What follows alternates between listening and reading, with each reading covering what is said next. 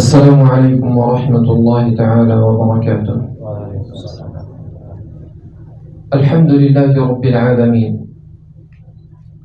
ولا عدوان إلا على الظالمين، والصلاة والسلام على إمام المجاهدين وقائدنا وحبيبنا وقدوتنا وطب قلوبنا محمد صلى الله عليه وعلى آله وصحبه أجمعين. الحمد لله شرع لنا دينا قويما وهدانا صراطا مستقيما وأسبغ علينا نعمه ظاهرة وباطنة وهو اللطيف الخبير. فاللهم لك الحمد حتى ترضى، ولك الحمد إذا رضيت، ولك الحمد بعد الرضا، لا نحصي ثناء عليك أنت كما أثنيت على نفسك. اللهم اجعل جمعنا هذا جمعا مرحوما، وتفرقنا من بعده تفرقا معصوما، ولا تجعل فينا ولا بيننا شقيا ولا محروما. قولوا آمين. يقول الله عز وجل وهو أصدق القائلين: أعوذ بالله من الشيطان الرجيم، بسم الله الرحمن الرحيم. شهر رمضان الذي أنزل فيه القرآن هدى للناس وبينات من الهدى والفرقان. شهر رمضان شهر القرآن والطاعات، شهر المغفرة والعتق من النيران، شهر تضاعف فيه الأجور والحسنات، وتصفد فيه الشياطين، وتغلق فيه أبواب النيران، وتفتح فيه أبواب الجنان. شهر أنعم الله علينا به ليغفر به ذنوبنا ويستر به عيوبنا، ونلجأ إليه في وقت قد نكون قد ابتعدنا عن الله عز وجل. شهر ترفع فيه الأعمال إلى الله عز وجل. شهر كريم، قال النبي صلى الله عليه وسلم في حقه: أتاكم رمضان فطوبى لمن صام وقام. وقال: رغم أنفه من أدرك رمضان ولم يغفر له. وقال: من صام رمضان إيمانا واحتسابا غفر له ما تقدم من ذنبه وما تأخر. إنه شهر رمضان الكريم، إنه الشهر الفضيل، الشهر الذي لا بد أن نستغله أفضل استغلال، وأن نكون فيه من السباقين إلى الطاعات ومن السباقين إلى الأعمال الصالحات حتى ننال الأجر والبركات بإذن الله عز وجل. Bapak Ibu yang dirahmati oleh Allah, barusan beliau menyampaikan kepada kita semua satu ayat yang sering kita baca ketika bulan Ramadan itu datang, bahwasanya bulan Ramadan adalah bulan di mana Allah Subhanahu wa taala mewahyukan Al-Qur'an kepada nabi kita Muhammad sallallahu alaihi wasallam.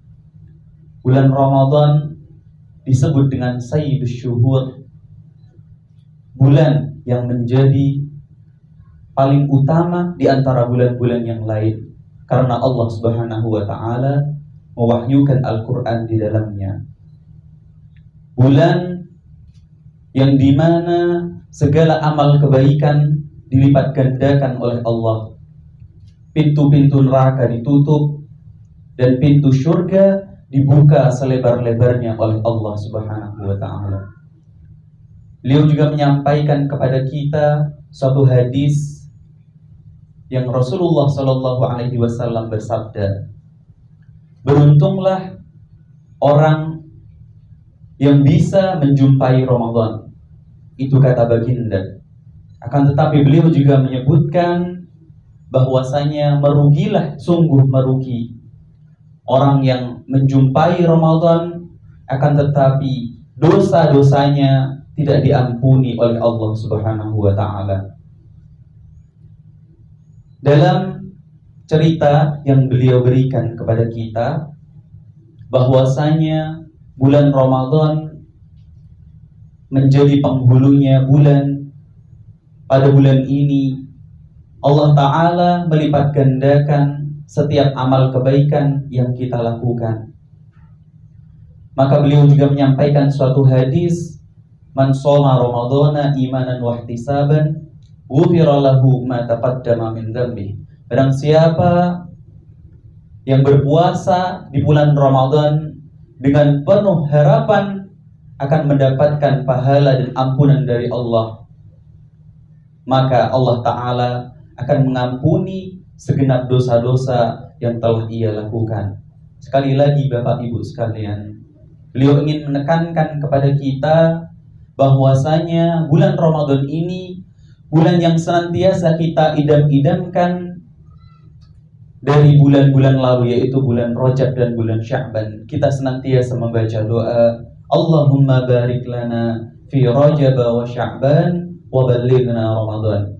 Ya Allah, berikanlah keberkahan kepada kami di bulan Rajab dan Sya'ban, dan sampaikanlah kepada kami bulan Ramadan. Alhamdulillah Bapak Ibu sekalian, sore ini, waktu ini Allah masih memberikan kita kesempatan untuk bertemu dengan bulan Ramadan yang suci. Ayyuhal ikhwatul muslimun, laisa al-maqsud min as-siyam huwa ta'dhib an-nafs bi tarki at-ta'am wash-sharab.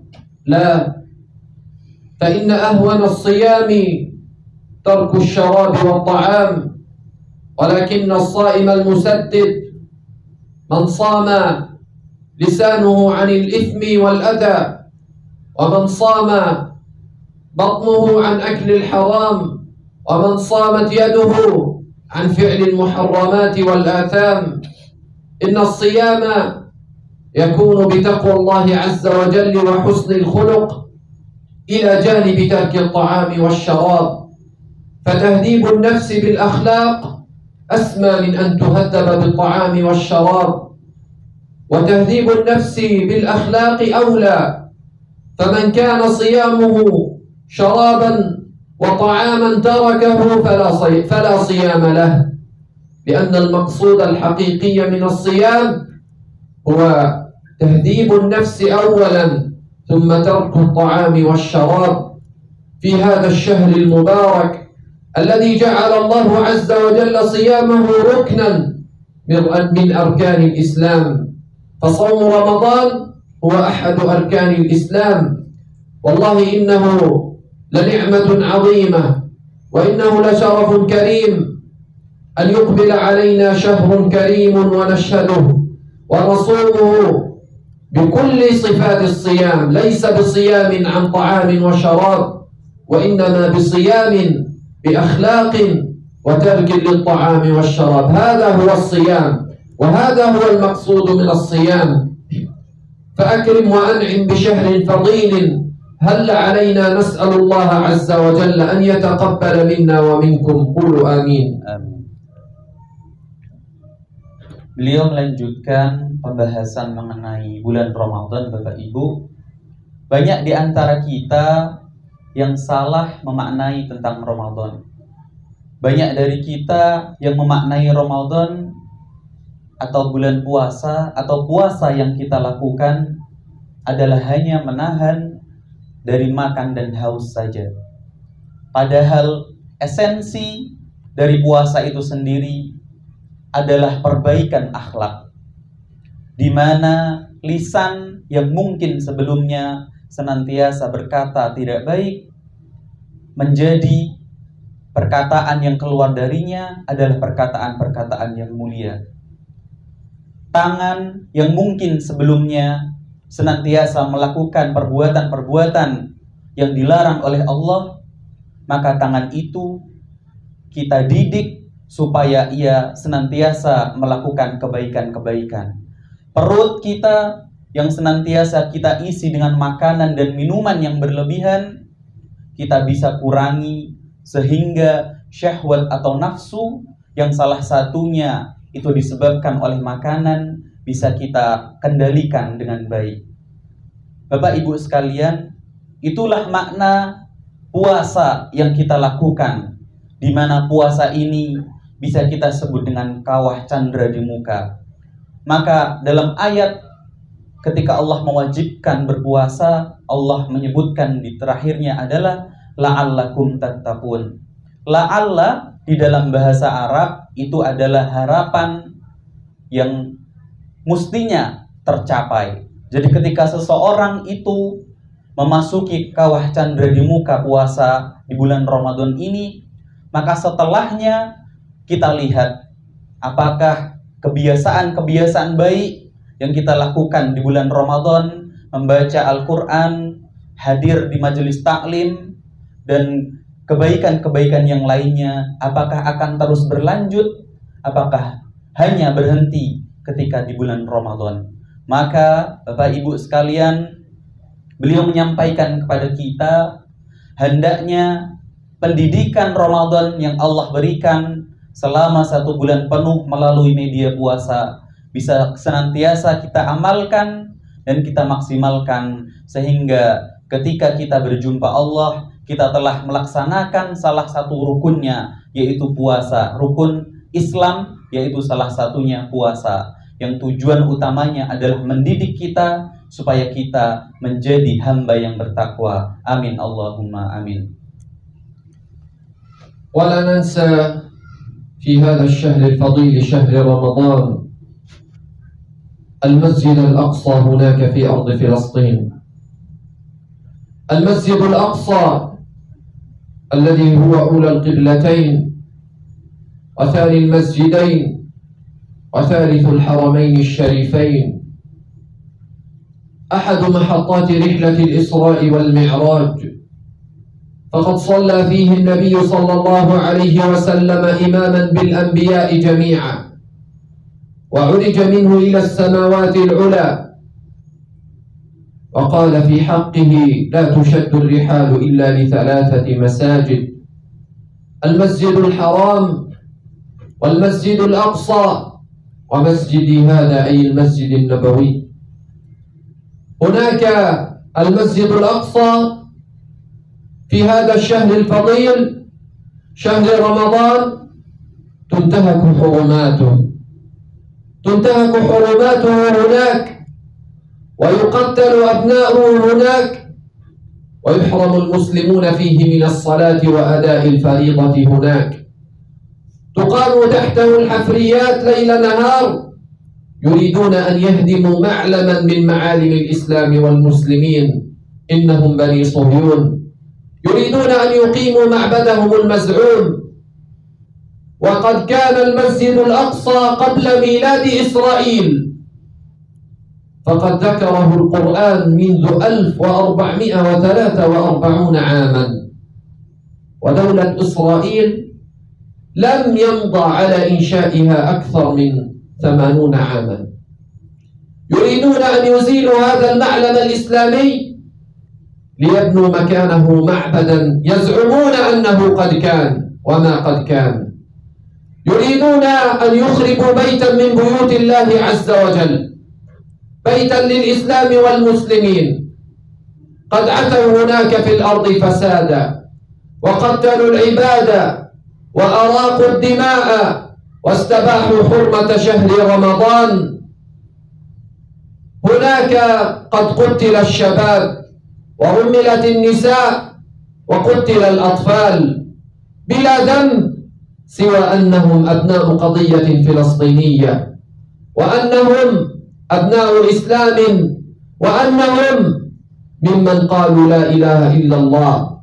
هم يظهرون للعلن أنهم يريدون سلاما، ولكنهم والله لا يريدون سلاما، وإنما يريدون إفسادا.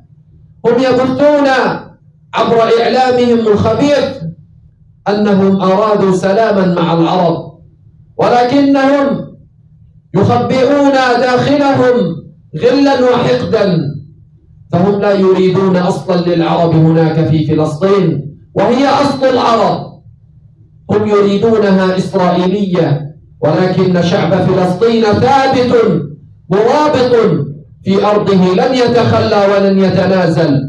إن كان العالم قد ترك فلسطين فإن فلسطين لم تترك القرآن ولم تترك الجهاد ولم تترك الرباط، فإن أعظم الرباط هناك في أرض فلسطين، وهذا وعد الله بأن نصر الله قريب وأن نصر الله قادم، فقد قال سبحانه: فإذا جاء وعد الآخرة ليسوءوا وجوهكم وليدخلوا المسجد كما دخلوه أول مرة وليتبروا ما علوا تتبيرا. Bapak Ibu yang dirahmati oleh Allah, dalam surah Al-Isra yang barusan beliau ceritakan, di mana Allah memperjalankan hambanya dari Masjidil Haram ke Masjidil Aqsa, yang di mana Allah telah memberikan keberkahan yang banyak terhadap sebagian dari Masjidil Aqsa. Beliau menyampaikan kepada kita ayat tersebut didampingi dengan satu hadis, bahwasanya baginda pernah bersabda, la tushaddur rihal illa ila salasati masajid. Janganlah kalian melakukan perjalanan jauh kecuali menuju ketiga masjid. Yang pertama Masjidil Haram, yang kedua Masjidil Aqsa, dan yang ketiga Masjidi atau Masjidin Nabawi. Dua sumber utama kita yang beliau kutipkan barusan adalah untuk memberitahukan kepada kita semua bahwasanya Allah Subhanahu wa Ta'ala sedemikian memuliakan tanah Aqsa di Palestina sana, dan Nabi kita Muhammad sallallahu alaihi wasallam sedemikian memberikan perhatiannya kepada Masjidil Aqsa. Maka Bapak Ibu sekalian, kita yang mengaku sebagai hamba Allah, kita yang mengaku sebagai umat Nabi Muhammad sallallahu alaihi wasallam, sudah menjadi kewajiban kita untuk sama-sama memuliakan Masjidil Aqsa di tanah Palestina. Satu hal yang menyedihkan bagi beliau, jadi beliau di Indonesia ini antara senang dengan sedih Bapak Ibu. Senangnya karena beliau bisa bertemu dengan saudara-saudara muslimnya, di mana ketika bulan Ramadan datang, kita bisa bersuka cita, melaksanakan ibadah, berangkat ke masjid, dan memperkuat ketaatan kita kepada Allah. Akan tetapi beliau ingat dengan saudara-saudaranya di Palestina, di mana mereka dilarang untuk pergi menuju Masjidil Aqsa yang mereka cintai. Bahkan satu cerita beliau yang beliau sampaikan kepada saya, beliau sekarang umurnya adalah 25 tahun. Akan tetapi beliau terakhir menginjakkan kakinya di Masjidil Aqsa ketika beliau berumur 4 tahun, Bapak Ibu. Bisa kita bayangkan, apakah beliau tidak mau atau enggan untuk pergi ke Masjidil Aqsa? Jawabannya adalah tidak.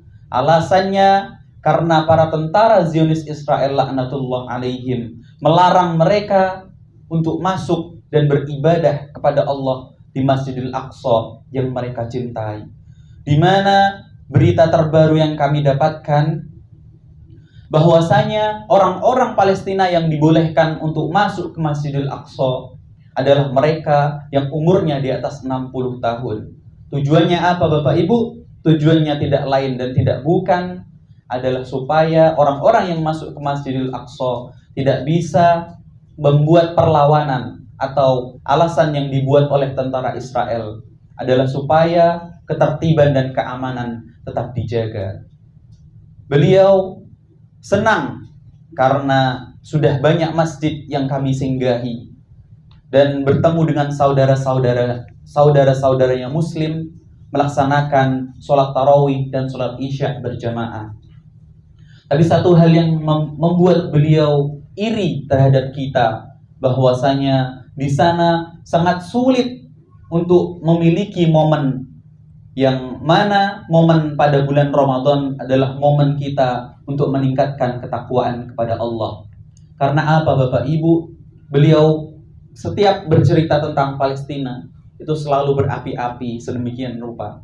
Karena selalu diiringi dengan emosi, selalu diiringi dengan perasaan marah terhadap kezoliman yang senantiasa dilakukan oleh Zionis laknatullah alaihim.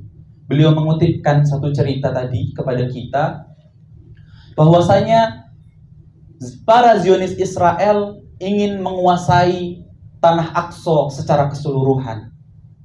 Beliau menyampaikan bahwasanya mereka ingin menghancurkan Masjidil Aqsa dan ingin membangun tempat ibadah yang menurut mereka, dan ini adalah sebuah fakta yang tidak bisa dibenarkan, bahwa Masjidil Aqsa itu adalah tanah bagi mereka, tanah yang mereka janjikan. Bahkan beliau menyebutkan bahwasanya Masjidil Aqsa telah ada sebelum ribuan tahun yang lalu. Dan para tentara Zionis Israel mengaku-ngaku bahwasanya Masjidil Aqsa atau tanah yang sekarang mereka rebut itu adalah milik mereka, yang akan mereka hancurkan dan akan mereka bangun dengan bangunan tempat peribadahan mereka. Bapak Ibu sekalian, itulah cerita yang sering sekali beliau sampaikan kepada kita, sehingga saya juga kadang membayangkan kita punya masjid, kita yang membangun, kita yang memakmurkan, lalu kemudian masjid yang kita cintai tersebut kita dilarang untuk masuk ke dalamnya. Apa kira-kira perasaan yang timbul di hati kita? Perasaan kesal, perasaan marah, perasaan ingin pergi ke masjid yang kita cintai. Tapi saudara-saudara kita, itulah yang mereka rasakan pada saat ini, pada detik ini, Bapak Ibu sekalian. وإن كان من كلمة شكر أيها الإخوان المسلمون فإنها لكم شعب أندونيسيا العظيم من إخوانكم هناك في أرض فلسطين الذين ما زالوا ثابتون على أرضهم حافظون لكتابهم. فنحن هناك في دار القرآن في كل عام نخرج 1000 حافظ لكتاب الله عز وجل بفضل الله، وفي كل عام نخرج متقنين يسمعون كتاب الله عز وجل ويتلونه على جلسة واحدة من الفاتحة حتى الناس. ففي ذلك العام الذي انصرم قد خرجت دار القرآن 100 حافظ يتلو كتاب الله على جلسة واحدة. فإنكم أيها الشعب العظيم لن تتوانوا ولو للحظة بالوقوف بجانب إخوانكم. فهناك قد بني مسجد وسمي بالمسجد الأندونيسي، وهو بفضل دعمكم وتبرعاتكم. وبني المستشفى أيضا، وحفظت آبار المياه، وتم توفير بعض الدواء اللازم، ولكن أهلكم هناك ما زالوا يستغيثون. وإن إخوانكم هناك مستضعفون، فإن أرض فلسطين هي ملك للمسلمين وليست حكرا على الفلسطينيين، والدفاع عنها واجب على كل مسلم في جميع أنحاء العالم، وليس على الفلسطينيين وحدهم، فهي أرض إسلام وأرض مسلمين وليست أرضا للفلسطينيين. Beliau mewakili saudara-saudara kita di Palestina, Bapak Ibu, ingin menyampaikan ucapan terima kasih yang terdalam dari mereka. Karena alhamdulillah kita, negara Indonesia, termasuk salah satu negara yang sumbangannya atau uluran tangan kita senantiasa membersamai saudara-saudara kita di Palestina. Tadi beliau menyebutkan bahwasanya ada beberapa bantuan yang menurut mereka itu sangat berarti. Di antaranya masjid yang disebut dengan Masjid Indonesia, yang mana masjid ini adalah masjid terbesar yang berada di negara Palestina sana, Bapak Ibu sekalian. Beberapa rumah-rumah sakit yang sudah kita bangunkan, alhamdulillah, itu semua berkat pertolongan dan uluran tangan kita masyarakat Indonesia. Saya ingin menyampaikan satu permisalan yang Baginda sendiri sudah menyebutkan kepada kita, bahwasanya perumpamaan seorang muslim dengan muslim yang lainnya adalah seperti sebuah tubuh yang utuh. Apabila satu bagian dari tubuh tersebut merasa sakit, maka pasti bagian tubuh yang lain akan merasa sakit. Satu contoh saja Bapak Ibu, ketika kita merasa atau sedang ditimpa musibah berupa sakit gigi, apakah hanya gigi kita saja yang merasakan sakit? Tentu jawabannya adalah tidak. Kepala kita yang baik-baik saja sebelumnya ikut merasakan sakit. Tangan kita, kaki kita yang sebelumnya tidak kenapa-kenapa ikut merasakan sakit.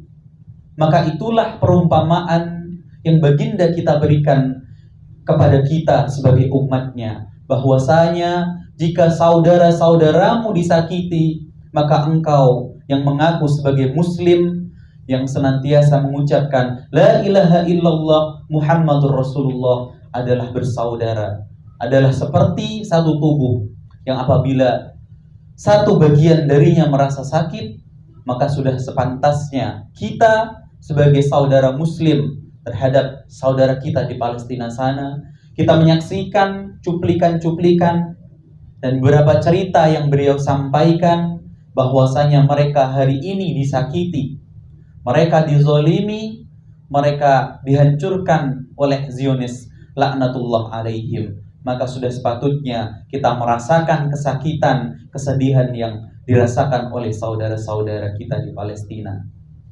Bapak Ibu, satu hal lagi, beliau ini telah menghatamkan hafalan Al-Quran secara lengkap ketika beliau berumur 13 tahun. Dan di Palestina sana, alhamdulillah, ribuan penghafal Al-Quran telah menghatamkan hafalannya. Bahkan tahun kemarin tadi beliau bercerita, ada sekitar 100 anak yang diwisuda hafalannya, yang mereka membaca atau disimak hafalannya selama 1 hari penuh, dari surat Al-Fatihah sampai surat An-Nas. Bapak Ibu sekalian, itulah semangat yang mereka pegang sampai hari ini.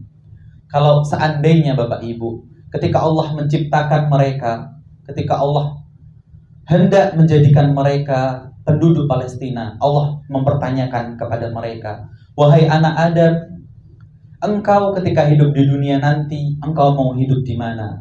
Saya bisa pastikan saudara-saudara kita di Palestina akan menjawab, saya ingin hidup di Indonesia saja ya Allah.